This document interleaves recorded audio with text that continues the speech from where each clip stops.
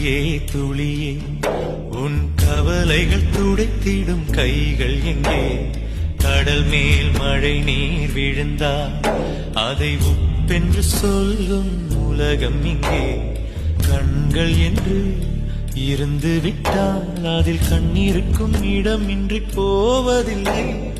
கடவுளுக்கும் கவலை உண்டு, எங்கும் இன்பம் மட்டும் இருக்கின்ற இதயமில்லை. இந்த பாசம் அது ரொம்ப பொல்லாதது, அதிலே விழுந்தால் நீ எழுந்திட வழியில். கண்ணீர் துளியே துளியே உன் கவலைகள் துடைத்திடும் கைகள் எங்கே?